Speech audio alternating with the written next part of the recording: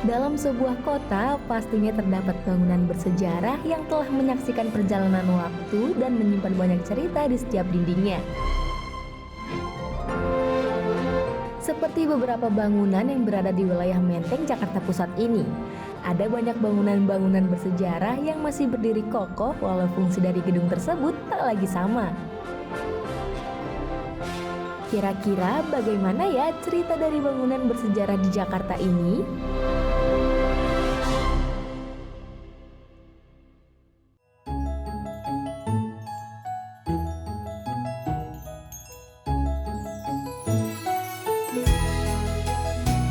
Bangunan bersejarah yang akan Rasa Jakarta bahas pertama ialah bangunan yang kini telah berfungsi sebagai Museum Naskah Proklamasi di Jalan Imam Bonjol, Menteng, Jakarta Pusat. Nah, jauh sebelum berfungsi sebagai museum, ada cerita menarik loh di balik awal mula gedung ini berdiri.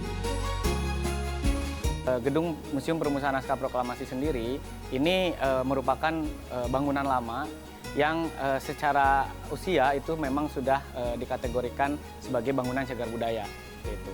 Nah, bangunannya sendiri itu sudah mulai dibangun pada zaman kolonial Belanda, tepatnya itu pada tahun 1927.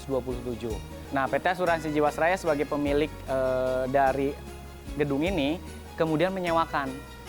Nah, penyewa pertama ini datang dari pemerintah Kerajaan Inggris.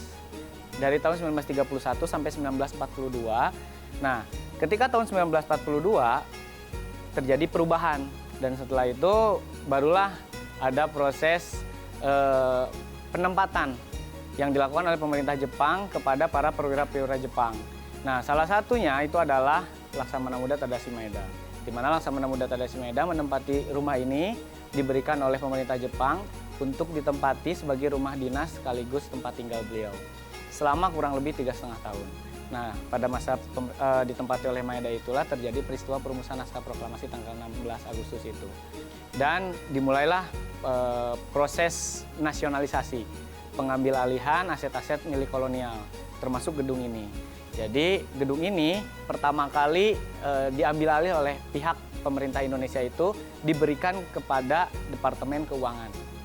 Nah, tapi pada tahun 1981 itu muncullah gagasan dari Menteri Pendidikan saat itu namanya Profesor Dr. Nugroho Noto Susanto. Dia ingin supaya gedung ini itu tidak selalu disewakan. Kemudian muncullah gagasan kalau misalkan bagaimana kalau misalkan gedung ini dijadikan sebagai museum. Karena pernah terjadi peristiwa penting yaitu terkait perumusan naskah proklamasi. Akhirnya gagasan itu didiskusikan dengan beberapa stakeholder dan disepakati. Sampai akhirnya tahun 92, tepatnya pada tanggal 24 November tahun 92, museum ini secara resmi diresmikan oleh Menteri Pendidikan ketika itu, melalui SK Menteri Pendidikan. Nah, sekarang status dari gedung ini sudah bangunan cagar budaya, karena usianya sudah lebih dari 50 tahun. Nah, itu sudah masuk kategori peringkat nasional dari cagar budayanya sendiri, dan itu di peringkat 192.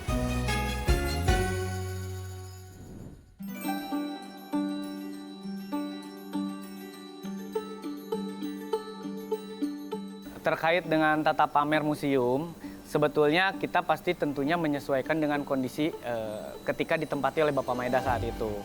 Nah, kita museumnya sendiri terdiri dari 2 lantai kan.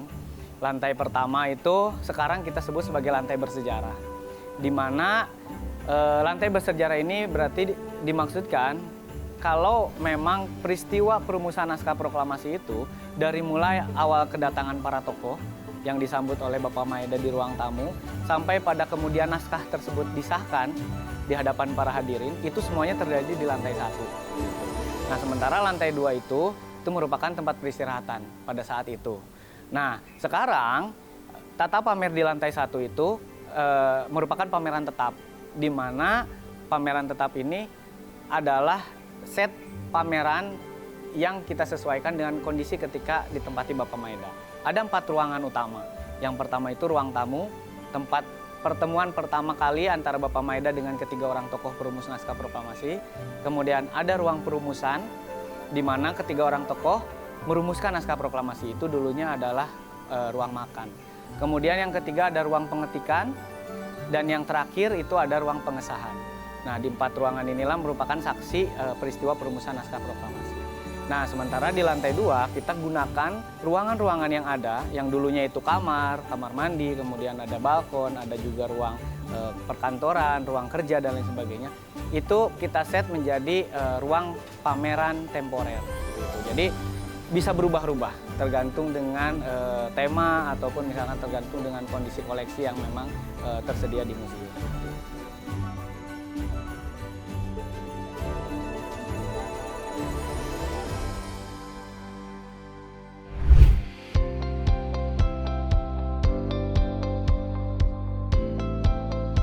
Sekarang itu kita sudah dihadapkan dengan kemajuan teknologi yang sangat pesat gitu ya. Nah, ini tentunya akan menggerus identitas kita, jati diri kita sebagai bangsa Indonesia gitu.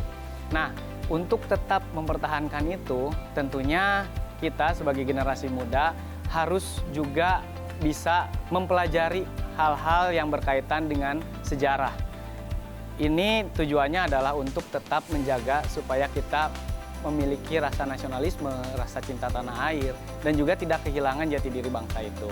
Nah, untuk itu saya mengajak teman-teman semuanya atau generasi muda untuk datang ke museum dan untuk bisa merasakan secara langsung terkait dengan suasana yang ada di museum dan apa saja ya informasi yang ada di museum.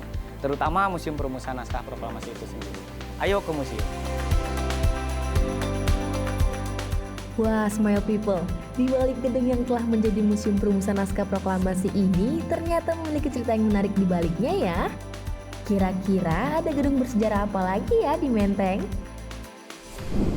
Pada saat itu gedung ini sangat besar jasanya digunakan untuk perjuangan kemerdekaan. Salah satu gedung yang cukup bersejarah.